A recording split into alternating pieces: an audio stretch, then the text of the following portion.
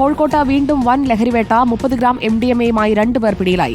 കല്ലായി സ്വദേശി NB ഷാജഹാൻ, ലക്ഷദ്വീപ് സ്വദേശി മുഹമ്മദ് റാസി എന്നിവരാണ് പിടിയിലായത്. 1 കിലോയോളം ഹാഷിഷ് ഓയിലും ഇവരിൽ നിന്ന് കണ്ടെടുത്തു. വിവരങ്ങളുമായി അഭിജിത്ത് മുഴക്കുന്ന നമുക്കൊപ്പം. അഭിജിത്ത് മുഴക്കുന്ന, പിടിച്ചെടുത്ത MDMA-യുടെ ക്വാണ്ടിറ്റി 30 ഗ്രാമാണ്.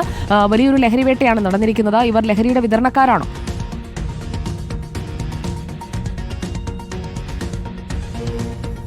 സുജിയ, ഒരിടവേളയ്ക്ക് ശേഷം വീണ്ടും കോഴിക്കോട് നഗരത്തിൽ ലഹരി സംഘങ്ങൾ വ്യാപകമാവുകയാണ്. കഴിഞ്ഞ 2 ദിവസത്തിനിടെ കഞ്ചാവും സ്റ്റാമ്പും MDMA-യുമായി 5ഓളം പേരെ പോലീസ് പിടികൂടിയിരുന്നു.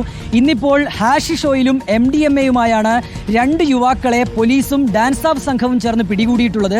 ഇവരിൽ നിന്ന് 30 ഗ്രാമിനടുത്ത് MDMA-യും 1 കിലോയോളം ഹാഷിഷ് ഓയിലും കണ്ടെടുക്കാനായി കഴിഞ്ഞിട്ടുണ്ട്. ഇവർ ആന്ധ്രാപ്രദേശിൽ നിന്ന് ലഹരി കേരളത്തിലേക്ക് എത്തിക്കുന്നു എന്നാണ് പോലീസ് നൽകുന്ന വിവരം. ഇന്നലെ രാത്രിയോടുകൂടി കല്ലായിൽ ട്രെയിൻ ഇറങ്ങിയ ഇവർ ശേഷം ഓട്ടോ മാർഗം കോഴിക്കോട് KSRTC ബസ് സ്റ്റാൻഡിന് സമീപത്തെത്തുകയും അവിടെ നിന്ന് നടന്നു നീങ്ങുന്നതിനിടെ ഇവരെ ഡാൻസ് ഓഫ് സംഘം പിടികൂടുകയുമായിരുന്നു.